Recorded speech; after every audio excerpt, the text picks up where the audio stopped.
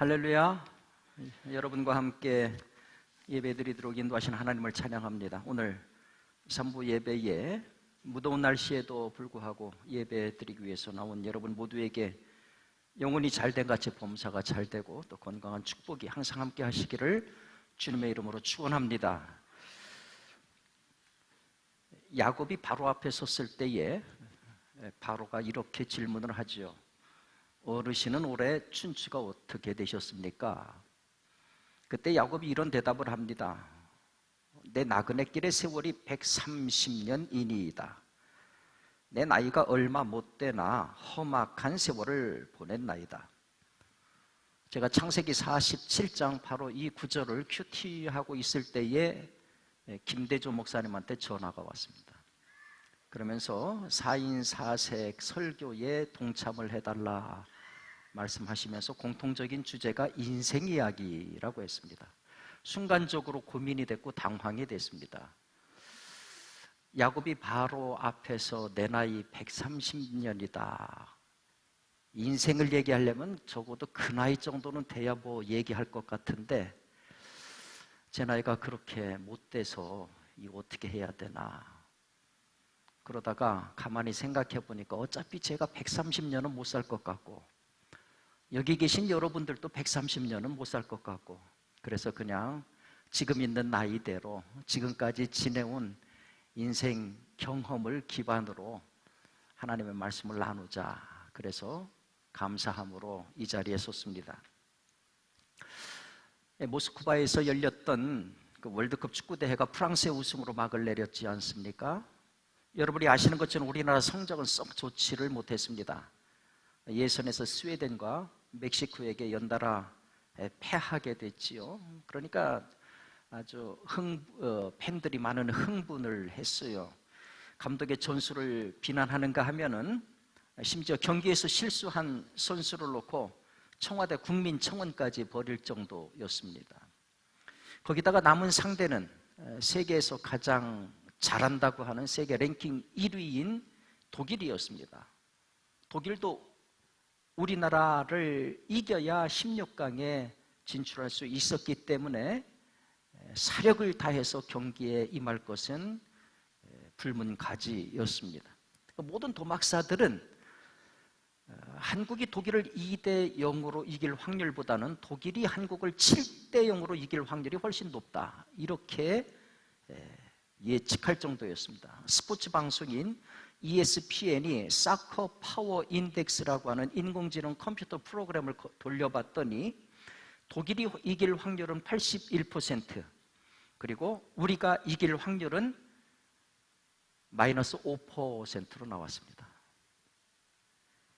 이길 확률이 마이너스 5%다. 이건 절망 그 자체죠. 우리가 흔히 승산이 없을 때 하는 얘기가 이길 가능성 제로까지는 얘기합니다. 제로. 그런데 마이너스 5%라는 것은 역으로 얘기하면은 패배할 수 있는 확률이 105%다 하는 얘기입니다. 100%도 아니고 105%다. 여러분 그 경기 결과가 어떻게 되셨는지 혹시 아세요?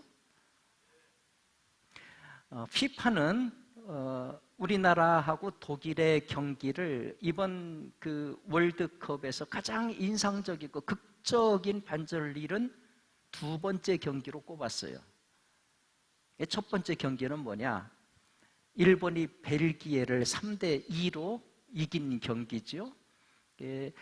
이 월드컵 역사상 후반전에 2골을 지고 있던 나라가 3골을 넣어서 뒤집은 역사가 지금까지 없었답니다.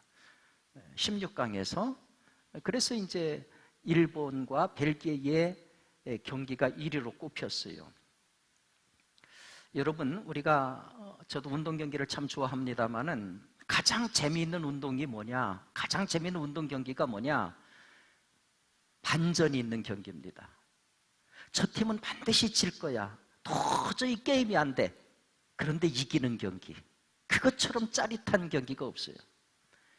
그런 반전이 있었기 때문에 우리 국가대표팀이 그렇게 사실은 예선 탈락이라는 처참한 결과를 안고도 마치 영웅이 된 것처럼 박수를 받으면서 귀국할 수 있었지 않습니까? 뭐 거기에서 졌다면 현해탄에다가 던져라, 뭐 비행기에서 뛰어내려라, 별 악플들이 많이 달렸을 거예요. 영화나 드라마도 마찬가지입니다. 가장 재미없는 영화, 가장 재미없는 드라마가 뭐냐? 뻔한 거. 아무 반전도 갈등도 굴곡도 아무것도 없이 그냥 밋밋한 줄거리. 다 그렇게 될 거야 하는 그대로 되는 거. 그거는 극장에서 빨리 간판 내리기 마련입니다. 광고 역시 마찬가지예요. 제가 여러분 사진 하나를 준비했는데요. 이 사진을 한번 보세요. 지금 흑인 청년이 뭔가 급하게 뛰어오고 있는 그러한 사진이지요. 뭔가 뭐 일을 낼 것 같아요. 근데 두 번째 사진을 한번 보십시오. 지금 청년이 어디로 달려갔냐 하면은 어느 노인한테 달려갔습니다. 저걸 보면은 지금 노인이 봉변을 당하고 있는 것 같잖아요. 그죠? 저 젊은이가, 저 큰 등치의 젊은이가 우락바락한 힘으로 지금 무언가 노인한테 위해를 가하는 그러한 그림이고, 그리고 노인의 표정을 보더라도 굉장히 당혹하고 겁에 질린 듯한 그러한 표정을 짓고 있습니다. 그런데 세 번째 사진을 보십시오. 위에서 공사 기자재가 막 쏟아져 내리는 게 보이지요?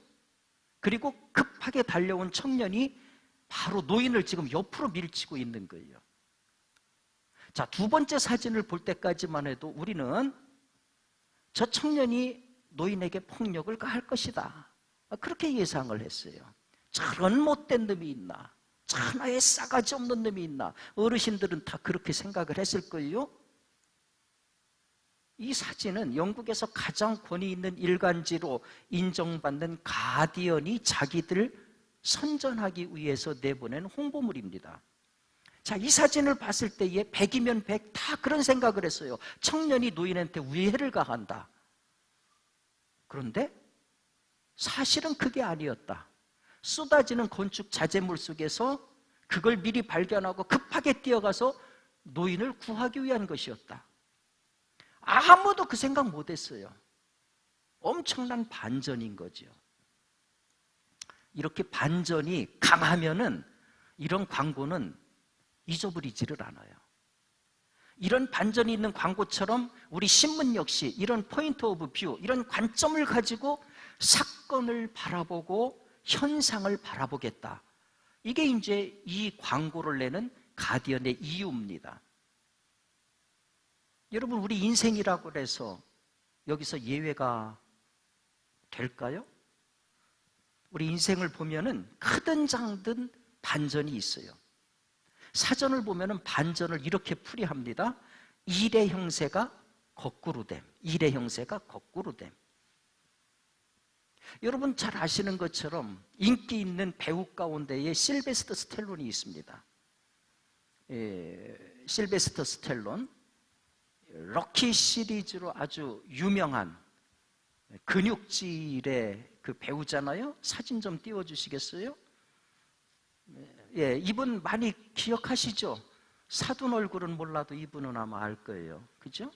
예, 이분 얼마나 근육질이 대단한지 여러분들 액션 영화 좋아하는 분들은 기억을 하실 겁니다. 원래 이 사람이 그렇게 유명했던 사람이 전혀 아니에요. 무명 시절에는 먹고 살 거가 없어서 끼니를 걱정해야 될 정도로 가난한 사람이었습니다. 근데 어느 날 길을 가다가 벽에 붙은 포스터 한 장을 봤어요. 복싱 포스터인데 챔피언하고 무명의 선수가 시합을 갖는다라고 하는 포스터였어요. 그걸 유심히 보다가 집에 와가지고 이 사람이 시나리오를 쓰기 시작합니다. 그리고 그 시나리오를 들고서 영화사를 찾아갔어요. 그 시나리오 우리한테 파시지요. 그 영화사 사장이 그 시나리오를 읽어본 다음에 그런 제안을 했어요. 자, 먹거리도 변변치 않을 때에 시나리오를 사주겠다고 하니까 이게 얼마나 굿뉴스입니까? 그런데 실베스터 스텔론이 정중하게 그 제안을 거절을 합니다. 그리고 이런 제안을 합니다. 시나리오 값은 안 주셔도 됩니다. 다만 그 영화의 주인공으로 저를 써주세요. 왜냐하면은 그 주인공 역할을 저보다 잘할 사람이 없기 때문입니다. 이렇게 해서 만들어진 거가 로키입니다. 그 영화는 불과 촬영하는데 28일밖에 걸리지 않았고 들어간 비용도 95만 달러밖에 들지 않았어요. 그런데 그 한 편의 로키 영화 1편이죠. 그 영화가 1억 1,700만 달러를 벌었어요. 그리고 아카데미 상 10개 부문의 후보로 노미네이트가 됐습니다. 그리고 그 한 편 이후에 로키 2, 로키 3, 로키 4 계속 해가지고 4편의 후속물이 나왔어요. 이 한 편의 영화로 실베스터 스텔론은 엄청난 부와 명성을 손에 쥐게 됐습니다. 우리 주변에 이런 얘기 많이 듣잖아요. 인생에 이런 반전을 겪는 분들이 많아요. 근데 반전은 반전인데 이런 좋은 반전만 겪는 거가 아니더라고요. 저는 가끔 이제 지인들 병문안하기 위해서 종합병원을 방문하는 때가 많이 있는데요. 병원에 가보신 분들은 잘 아시겠지만은 병원 복도에 이렇게 형형색색으로 색깔을 칠해놓고 길 안내하는 것을 보셨을 거예요. 그러니까 환자들이나 병원 방문객들이 자기가 원하는 어떠한 병동이나 진료과를 알기 쉽게 하기 위해서 바닥에다가 각종의 색깔로 이렇게 안내를 해놓은 건데요. 그 많은 색 가운데 제가 싫어하는 색이 있어요. 가급적 밟으려고도 안 하는 색이 있는데 그게 무슨 색이냐면은 초록색입니다. 제가 어떤 초록색 그 자체를 싫어하는 건 아니에요. 근데 병원에 초록색으로 만들어진 길을 싫어하는 거예요. 이유가 있습니다. 초록색 길을 가리켜서 영어로는 그린 마일이라고 불러요. 그린 마일이 뭐냐? 미국에서 사형수가 전기 의자가 있는 사형 집행장까지 가는 데에 안내하는 초록색이 칠해진 복도가 그린 마일입니다. 이미 이 그린 마일이라고 하는 건 영화로도 만들어졌어요. 얼마 전에도 케이블 TV에서도 방영하는 것을 봤습니다. 그 영화를 보고 나서는 더더욱 싫어졌어요. 여러분, 어느 인생치고 그린 마일을 걷기 원하는 인생이 누가 있겠어요? 또 그린 마일을 걷게 되는 사형수는 처음부터 그런 인생이었을까요? 분명히 어떤 반전이 있었어요. 근데 그 반전은 사실은 결코 있어서는 안 되는 반전이었어요. 그 반전 때문에 그 인생이 불행해졌고요. 그 반전 때문에 주위 사람들이 힘들어진 거죠. 여러분, 분명하게 우리가 부인 못하는 거는 모든 인생에는 반전이 있어요.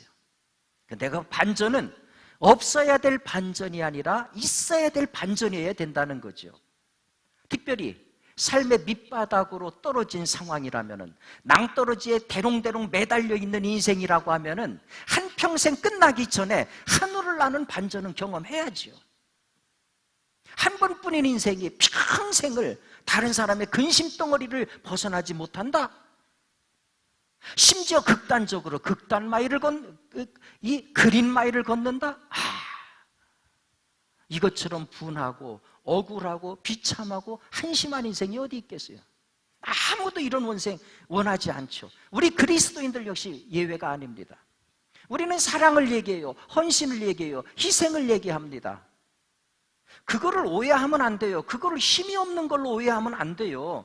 여러분, 겸손이나 사랑은요, 힘이 있는 사람들이 쓰는 용어예요. 아무것도 없는데 뭘 낮아져요? 겸손은 있는 자가 낮아지는 거예요. 다른 사람의 수염을 뽑을 수 있는 힘이 있는 자가 도리어 턱을 내밀고 수염을 뽑으라고 내미는 거가, 그게 기독교가 말하는 힘이에요. 그게 겸손이라고요. 패배의 종교가 아닙니다. 우리 그리스도인들은 세상하고의 경쟁에서 정직하게 당당하게 싸워서 승리해야 됩니다. 그래야 하나님께 더 큰 영광을 올릴 수 있고요. 그래야 어디 가서 예수 믿으라고 복음을 전한다 하더라도 패자의 입에서 나오는 복음보다는 승자의 입에서 나오는 복음이 훨씬 효과가 있는 것은, 그건 상식 아니겠습니까? 아이고, 뭐 알죠. 그거 뭐 뻔한 상식인데. 근데 그게 말처럼 되남요? 말처럼 안 되지요. 그게 쉽남요? 누가 쉽다고 했어요? 쉽지 않지요. 그런데요, 이 성공적인 인생의 반전을 경험한 분들을 보면은 대개 공통적인 법칙이 있더라고요. 여러분, 가난한 싱글맘인데 책 한 권으로 세계 출판계에 기록을 깬 베스트셀러 작가가 된 인물 아세요? 정부 생활보조금 11만 원으로 삶을 꾸려가는 밑바닥 인생을 살다가 300조 원 이상의 거부가 된 여인을 아세요?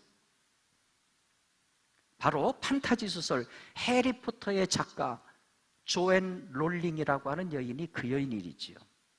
근데 이 여인의 삶을 들여다보면요, 그녀가 쓴 소설보다도 더 판타지입니다. 돈도 없고 백도 없고 배경도 없고 가진 것도 없고 완전히 밑바닥. 근데 완전한 인생의 대반전을 이뤘어요. 들여다보니까 법칙이 있더라고요. 첫 번째 법칙이 뭐냐? 막다른 길에 몰렸을 때는 과감히 딴 길로 가라. 과감히 딴 길로 가라. 이 대학 졸업하고 조앤 롤링은 계속 실패하고 방황하는 삶을 살았어요. 여기까지는 많이 볼 수 있어요. 그런데 이 조앤 롤링이 다른 게 뭐냐? 그렇게 어려울 때에 우물쭈물하지 않고 과감한 결정을 내리더라는 거예요. 불문학을 전공한 뒤 비서로 취직이 됐는데 뭔가 끼적거리면서 공상에 잠기는 습관 때문에 해고가 돼요. 해고되니까 자기는 사무직은 나하고 맞지 않아. 그래서 포르투갈로 가가지고 영어 교사가 됩니다. 거기서 남자 하나를 만났어요. 사랑에 빠졌어요. 결혼을 했어요. 애를 낳았어요.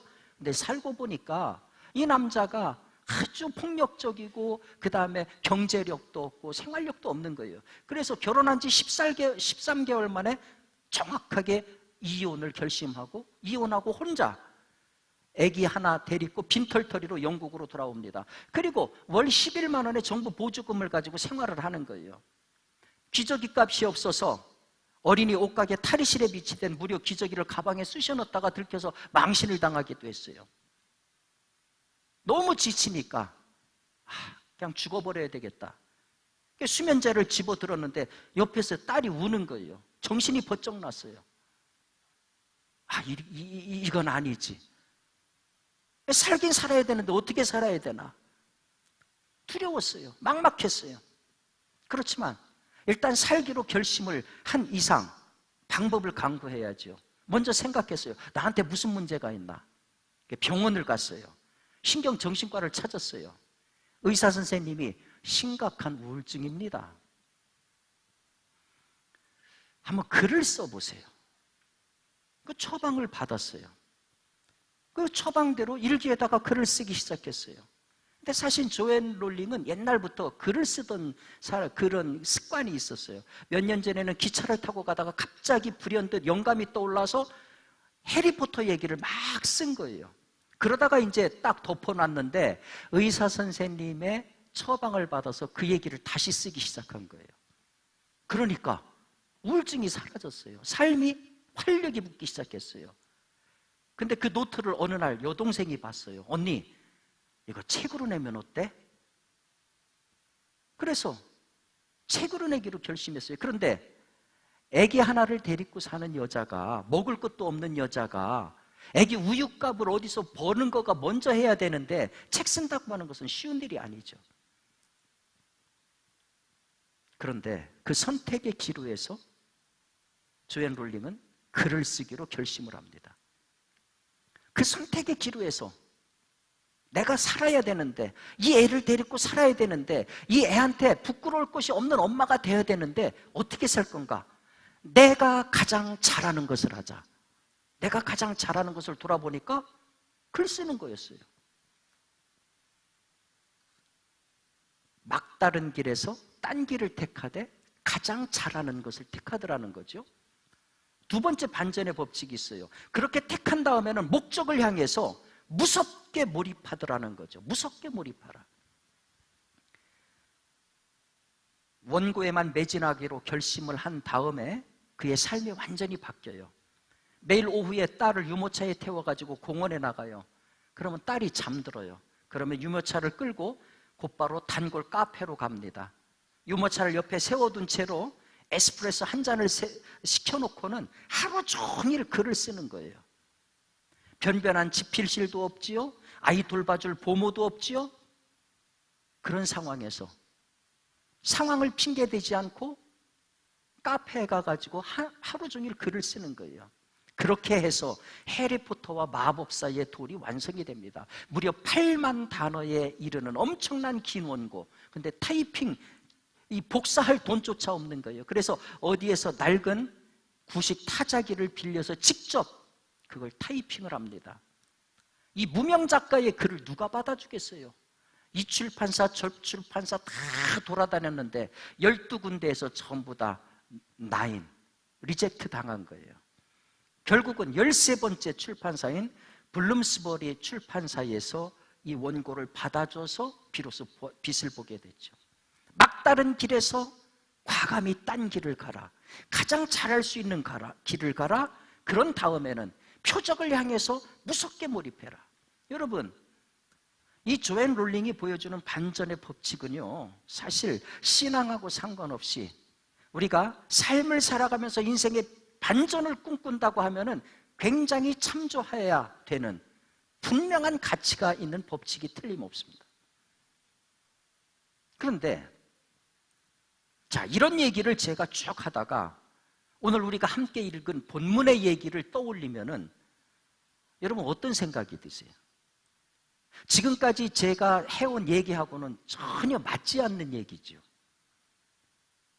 여러분이 아시는 것처럼 바울은 진짜 잘 나갔던 사람이에요. 모두가 꿈꾸는 인생의 반전을 이미 경험한 사람이라고요. 바울이 주후 10년에 태어나서 오늘날의 타로스스로 불려지는 터키의 다소에서 태어난 사람이잖아요. 이 다소가 어디냐? 교역로입니다. 그래서 동서간의 주요 교역로예요. 사상과 물질이 서로 교차되는 곳이에요.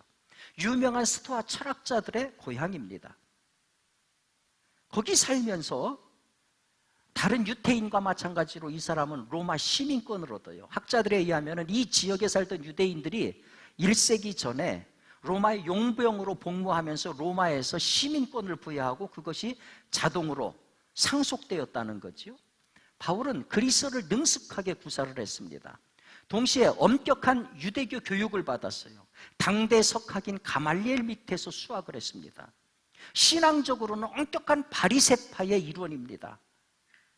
누구나 부러워했던 로마 시민권자, 당대 최고의 가말리엘의 제자, 사람들에게 율법을 가르치는 랍비, 탁월한 지성인, 탁월한 종교인, 그리고 모두가 부러워하는 사회적 스테이터스가 분명한 로마 시민권자. 물론 바울이 모든 면에서 100% 완벽한 사람은 아니었어요.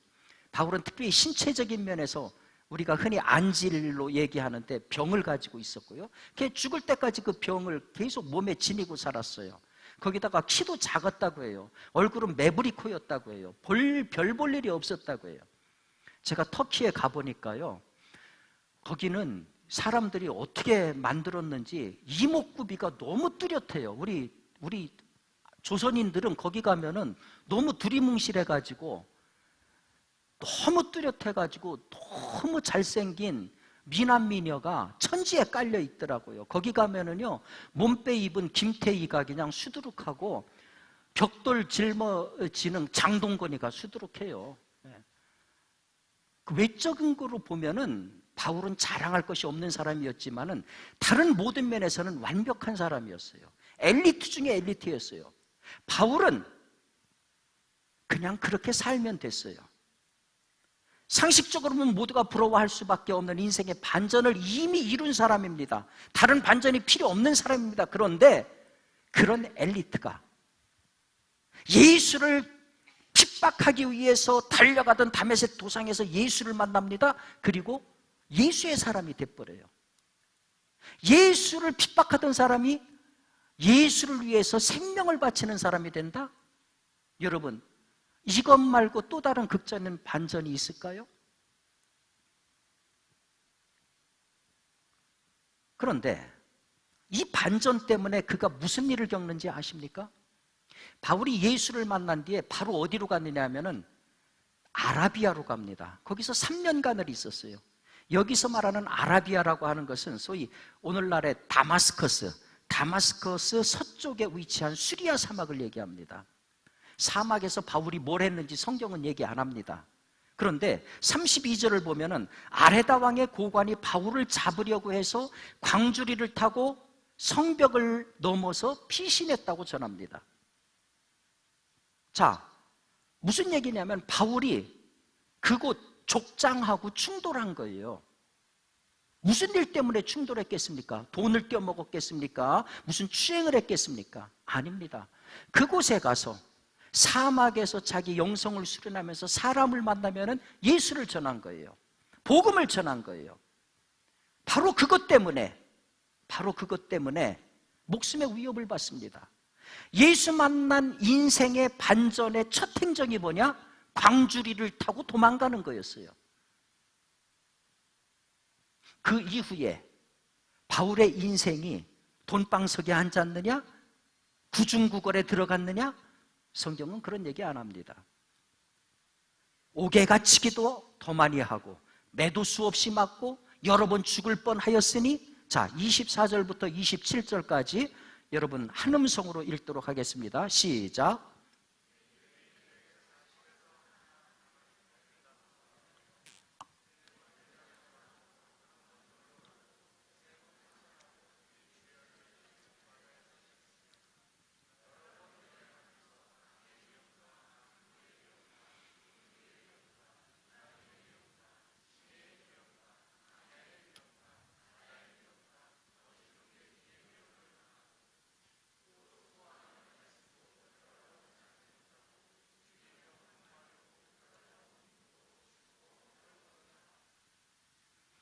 자, 여러분 반전으로 찾아온 인생이 이런 모습이라면 여러분은 어떻게 하시겠습니까? 죽을 뻔했다, 옥에 갇혔다, 죽도록 맞았다, 배가 파선했다, 자지 못했다, 굶었다, 굶주렸다. 이건 미친 반전이죠. 미친 반전. 누구도 원치 않는 반전이죠. 근데 여러분과 제가 받은 복음이 바로 이런 미친 반전 때문에, 이 미친 반전을 타고 들어왔다는 것은 알고 계십니까? 저는 지난달에 그 신학대학원 학생들의 졸업여행을 인솔해서 이스라엘하고 터키를 다녀왔습니다. 이스라엘이 예수님의 유적지가 많다고 하면은 터키는 소아시아 7교회하고 초대교회 유적지가 가득합니다. 눈으로 읽는 성서의 땅을 직접 발로 밟는다고 하는 것은 한 걸음 한 걸음 자체가 사실은 감동입니다.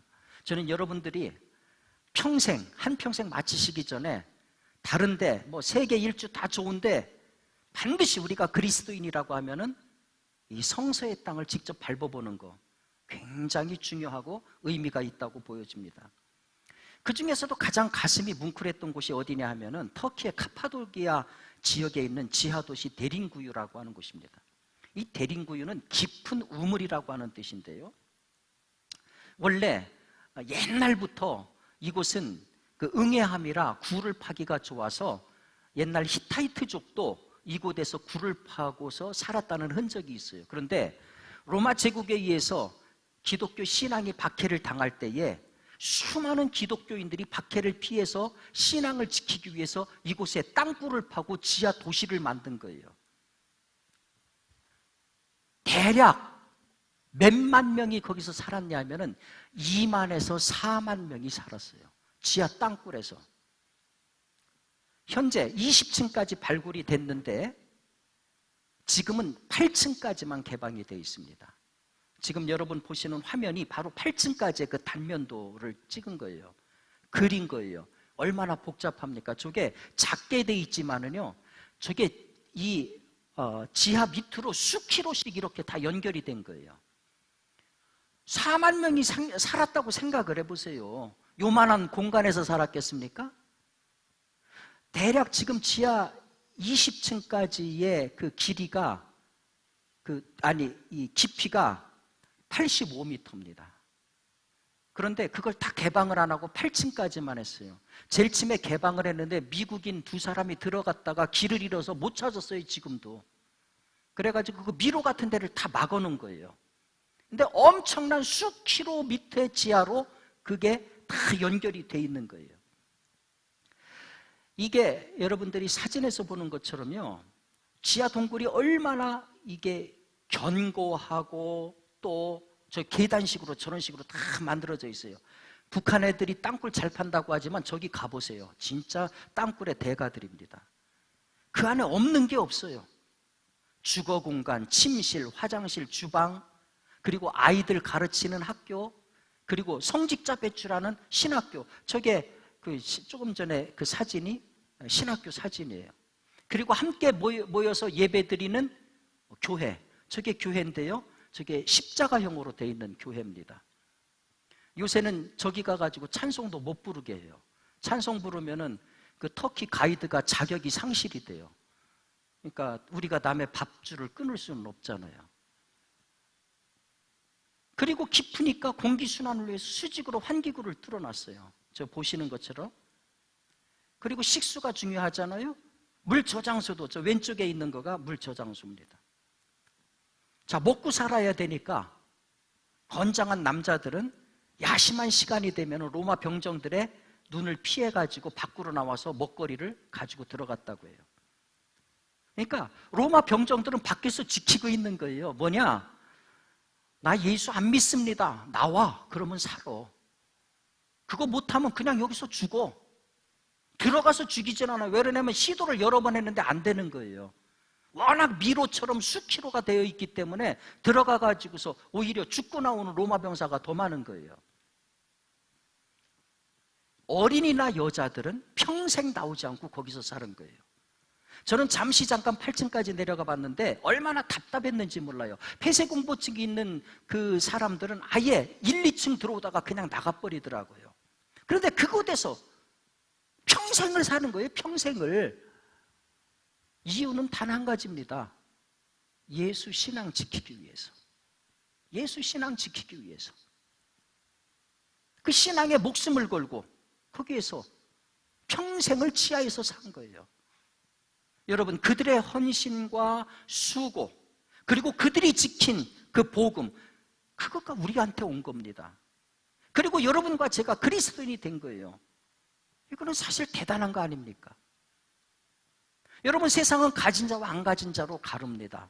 높은 자와 낮은 자로 갈아요. 배운 자와 못 배운 자로 갈라요. 성공한 사람과 실패한 사람, 잘생긴 사람과 못생긴 사람으로 가릅니다. 그러나 하나님의 기준은 한 가지입니다. 예수 믿는 사람, 예수 믿지 않는 사람. 그 기준에서 보면 우리 행복한 사람들이에요. 더 이상의 반전이 필요 없는 사람들이에요. 왜냐하면 우리는 믿음의 사람이기 때문에 그렇습니다. 예수 믿는 사람이기 때문에 그렇습니다. 자, 제가 이 이야기를 할 적에 여러분 가운데 어떤 거부감을 전혀 제가 발견 못했어요. 아마 뭐 당연하다고 끄덕이는 분도 있을 거고 속으로 한 10명 정도는 아멘 했을는지도 몰라요. 그런데 만약 이런 얘기를 예수 안 믿는 사람들하게 하면은 그 사람들 반응은 어떨까요? 우리는 예수 믿는 사람입니다. 그래서 행복합니다. 우리에게는 더 이상의 반전이 필요 없습니다. 웃을까요? 비웃을까요? 사도 바울은 고린도 교인들 가운데 내가 그리스도인입니다 그렇게 외치는 사람들한테 뭐라고 얘기했는지 아십니까? 정신 나간 얘기하고 있어. 오늘 본문에 나오는 얘기예요. 그뭐 성지순례 기간 동안에 저는 성지순례를 한 5번 정도 갔어요. 갈 때마다 감동이 달라요. 그런데 소아시아 7교회를 쭉 방문을 했는데 그 중에서 이번에 많은 깨달음이 있었던 거가 라오디게아 교회입니다. 이 라오디게아 지역은 이 브리기아 주의 매우 부유한 그러한 도시였습니다. 지금 보시는 것처럼 저 유적지인데요, 규모가 어마어마합니다. 엄청나게 큰 도시였어요. 엄청나게 큰 도시였어요. 이곳은 교통의 요충지라 여행, 무역, 상업이 활발했고 그 때문에 금융업이 발달을 해요. 또 모직업이 발달을 해서 광택성 흑모로 짠 의복은 그때 당시 최고의 특산품이었습니다. 또 라오디게아는 의료 산업이 발전을 했어요. 의료 연마를 위한 학교가 있었고, 고대 유명했던 브리기아 안약도 바로 라오디게아에서 만들었습니다. 한마디로 라오디게아는 어떤 도시냐? 교통의 중심지, 부와 재력의 중심지, 산업의 진원지. 공통점은 뭡니까? 돈이 모이는 곳. 얼마나 돈이 많은 도시였냐면 라오디게아가, 저게 이제 부서진 거가 왜 부서졌냐면 지진 때문에 부서졌거든요. 지진이 나가지고 폭삭 가라앉았을 적에 황제가 복구 비용을 보내줬어요. 그랬더니 정중히 사절하면서 황제가 보낸 복구 비용의 2배를 돌려보냈어요. 얼마나 부자면은. 그러다 보니까 라오디게아 교회가 스스로 뭐라고 얘기합니까? 계시록 3장 17절에 나오지요. 나는 부자라, 부요하여 부족함이 없다. 그런데 우리 주님이 바로 그 라오디게아 교회를 보고는 뭐라고 진단하는지 아세요? 내 곤고한 것과, 아니 부자라고 하는 사람한테 내 곤고한 것과 가련한 것과, 모든 사람들이 돈 있으니까 부러워할 거 아니에요. 근데 가련하다고 해요. 그리고 가난한 것과, 부자한테 가난하다고 해요. 눈먼 것과, 눈먼 사람들을 치료하는 안약을 만들어내는 도시인데 눈먼 것과, 벌거벗은 것과, 광택모로 유명한, 모직산업으로 유명한 도시인데 벌거벗었다고 얘기해요. 라오디게아 교인들은 전혀 다르게 얘기하잖아요. 나는 부자다. 이걸 가리켜서 셀프 디셉션, 자기 기만이라고 하죠. 자기가 자기한테 속는 거예요. 자기가 자기를 속이는 거죠. 여러분, 이것이 비단 라오디게아 교회만의 상황이라고 보십니까? 이사야 47장 10절을 보면 이런 말씀이 있어요. 내가 내 악을 의지하고 스스로 이루기를 나를 보는 자가 없다 하나니 내 지혜와 내 지식이 너를 유혹하였음이니라. 갈라디아서 6장 3절에는 이런 말씀이 있어요. 만일 누가 아무것도 되지 못하고 된 줄로 생각하면 스스로 속임이라. 자, 그러니까 구약에서도 신약에서도 계속 이 자기 기만의 얘기를 합니다. 여기서 말하는 자기 기만의 대상이 누굽니까? 놀랍게도 교회 밖에 있는 사람들이 아니라 자칭 하나님의 사람들입니다. 그러니까 이게 무슨 얘기예요? 자기 기만이라는 것은 어느 시대에나 소위 하나님의 사람들 안에 있는 얘기라는 거예요. 당연히 우리들도 여기서 예외가 아니죠. 왜 이런 증상들이 나타납니까? 왜 우리는 땀 흘리면서 이렇게 모든 거 중지하고 예배드리고 그리스도인이라 얘기하는데 왜 교회 밖에 있는 사람들은 우리를 보는 시선이 그렇게 곱지 않습니까? 제가 여러분에게 인생의 반전을 이룬 모델 가운데 하나로 조앤 롤링을 소개를 하면서 그녀의 성공 법칙 2가지를 얘기를 했습니다. 막다른 길에선 과감히 딴 길로 가라, 표적을 향해서 무섭게 몰입해라. 근데 이것 말고 3번째 법칙이 있어요. 그게 뭐냐 하면은 연민의 상상력을 가져라. 연민의 상상력을 가져라. 자, 해리포터 시리즈가 성공한 다음에 이 여인의 삶은 180도 바뀌었습니다. 엄청난 억만장자가 됐어요. 다시 결혼을 해가지고 애 2를 낳았습니다. 행복한 가정을 꾸렸습니다. 모두가 부러워하는 소위 인생의 반전을 경험한 거예요. 자, 여기까지는 성공한 사람들은 다소간에 많이 볼 수 있는 얘기예요. 그런데 조앤 롤링이 뭐가 특별하냐? 바로 그가 얘기하는 3번째 법칙인 연민의 상상력이 그를 특수한 존재로 만들었다는 거죠. 이분이 하버드 대학교에서 명예 박사학위를 받을 때에 이런 연설을 합니다. 상상력은 혁신의 원천인 동시에 직접 경험하지 못한 타인의 경험에 공감하게 만드는 힘입니다. 제가 런던에 있는 국제사면위원회 본부에서 일할 때 세계 각국에서 고문당한 사람, 억울하게 사형당한 사람들의 사연을 접했습니다. 인간이 다른 인간에게 얼마나 사악한 일을 저지를 수 있는지 보고 들었습니다. 반면 타인의 아픔에 깊이 공감하는 사람도 보았습니다. 행복하게 사는 평범한 사람들이 평생 만나본 적도 없는 어려운 이들을 구하기 위해 헌신하고 있었습니다. 지구상의 어느 생물과도 달리 인간은 경험하지 않고도 이해할 수 있습니다. 이것이 바로 상상력입니다. 조앤 롤링은 이렇게 상상력을 강연한 것뿐만 아니라 실제로 실천을 한 거예요. 그녀가 음유시인 비들 이야기라고 하는 신간을 냈는데 얼마가 소득이 발생했느냐면 650만 달러, 우리 돈으로 84억입니다. 그는 그 전액을 칠드런 하이 레벨 그룹이라고 하는 자선 그 단체의 자선 재단에다가 기부를 했어요. 전액을 기부를 했어요. 그리고 쿠쿠스 콜링이라고 하는 책을 썼는데 이것도 생기는 모든 수익을 다 전액 기부하겠다 약속을 했어요. 여러분, 예수를 안 믿어도 인간에 대한 사랑, 타인의 고통을 껴안으려고 하는 노력의 흔적들을 우리가 주위에서 많이 봅니다. 교회 안 다니는 사람들에게서도 많이 봐요. 하물며 그렇다면 예수 믿는 사람들은 말에 무엇합니까? 이론적으로. 그런데 현실적으로는 아닌 거예요. 예수 믿는 우리의 관심이 나 아닌 다른 사람으로 넘어가기가 힘든 거예요. 그러면서도 스스로는 나는 그리스도인이야, 이제 이렇게 얘기하죠. 그러면 이제 교회 밖의 사람들은 웃지요, 그리고 비웃지요.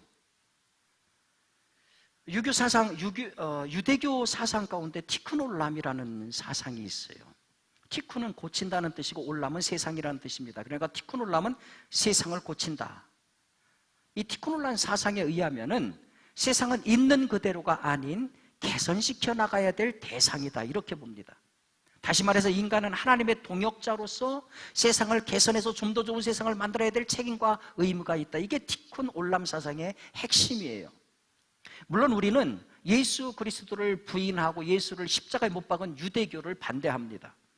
그들의 사상, 티쿤 올람 사상 가운데 특별히 하나님의 천지창조가 불완전하다, 불합리하다, 미완성이다, 이런 주장도 우리가 받아들이지 않습니다. 그러나 한 가지, 우리가 하나님하고의 대등한 협력자는 아니지만 하나님의 뜻을 받들어서 일해야 되는 파트너다, 그거는 틀림없습니다. 우리에게는 세상을 좀 더 살기 좋게 만들어야 되는 책임과 의무가 주어져 있어요.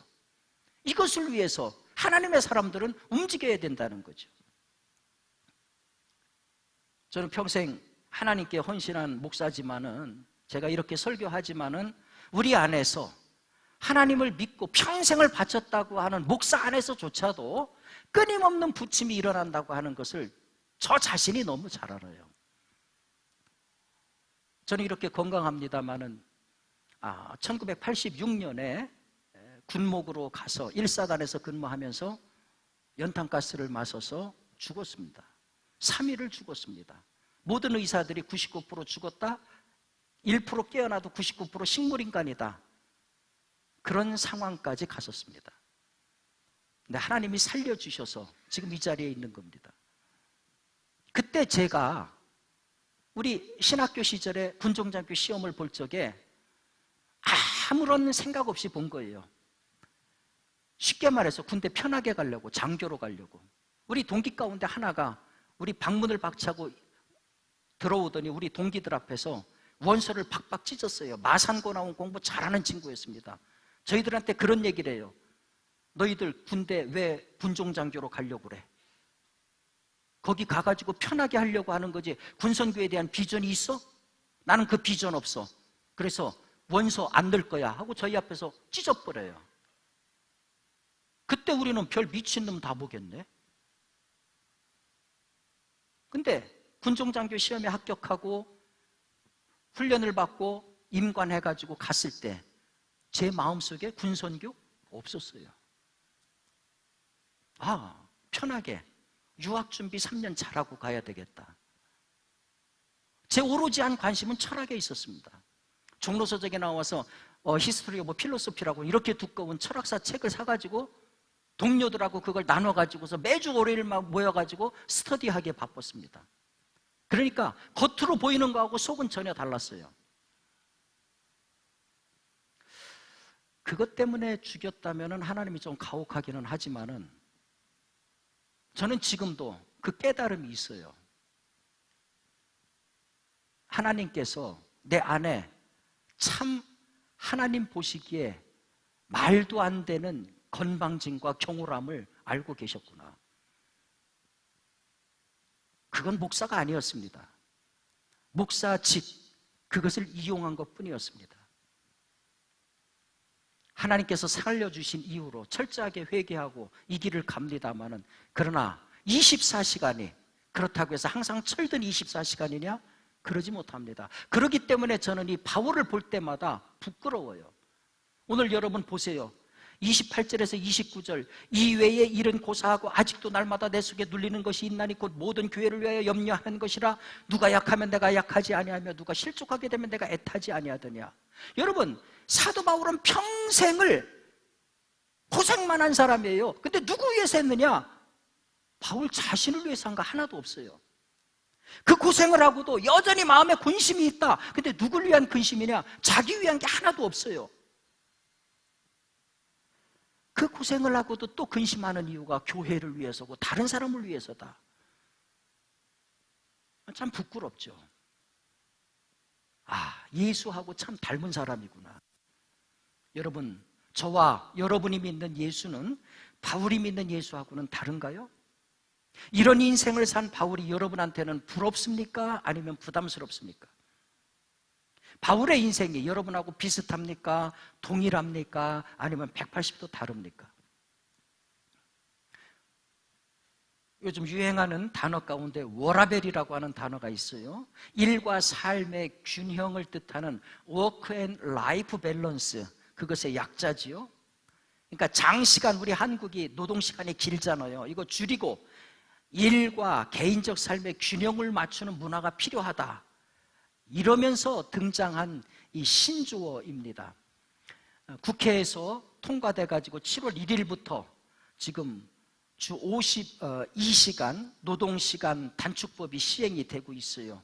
이것도 사실은 워라밸 문화하고 밀접한 겁니다. 물론 정착 초기라서 여러 가지 불협화음이 들립니다마는 궁극적으로는 우리 사회도 사실은 그리 가야 됩니다. 어떤 정치인이 얘기했지만은 저녁이 있는 삶, 그래요, 필요한 겁니다.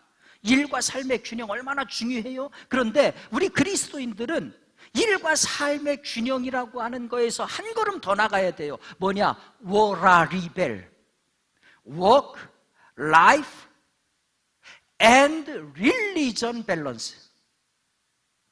자, 일과 삶의 균형, 세상 사람들은 그게 가장 아름답고 이상적인 밸런스라고 봅니다. 그러나 우리 그리스도인들은 일하고 쉬는 것, 그것이 삶의 양대 축이 아니라 거기에 하나님이 들어서는 거예요. 일과 쉼과 하나님, 우리 삶의 영역에 하나님이 자리 잡는 삶의 균형. 그래서 하나님의 뜻이 내 삶의 현장에서 함께 실천되고 움직이는 그 유한과 영원, 하늘과 땅의 조화와 균형이 이루어지는 삶, 이거야말로 오늘의 우리 그리스도인들이 체험해야 되는 진정한 인생의 반전 아니겠습니까? 저는 우리가 그리스도인이라고 얘기한다고 하면 우리 24시간 안에 하나님의 시간이 들어가야 되고요, 우리 지갑 안에 하나님의 분량이 들어가야 되고요, 우리 생각 속에 하나님이 들어와 계셔야 된다고 봅니다. 바로 이것이 우리 그리스도인들이 경험해야 되는 인생의 반전이라고 하는 거죠. 나만을 위한 울타리를 넘어가는 것. 저는 이 반전의 역사가 우리 주님 기쁨의 교회의 트레이드 마크가 됐으면 좋겠어요. 오늘 말씀을 듣는 여러분들이 바로 이 반전을 경험하는 이 반전의 주인공들이 되시기를 주님의 이름으로 축원합니다. 기도하겠습니다. 하나님 아버지, 오늘 주신 말씀처럼 나만을 위해서 나의 성공을 위한 반전을 꿈꾸는 자리를 벗어나서 그것을 넘어서서 하나님을 위한 반전으로, 복음을 위한 반전으로, 그리고 타인과 이웃을 위한 실천으로 우리의 신앙이 진화되어질 수 있도록 도와주옵소서. 그래서 궁극적으로 그 반전이 나를 복되게 하는 그와 같은 귀한 반전이 될 수 있도록 하나님 인도하여 주시옵소서. 우리 구주 예수 그리스도의 귀하신 이름으로 기도드리옵나이다. 아멘.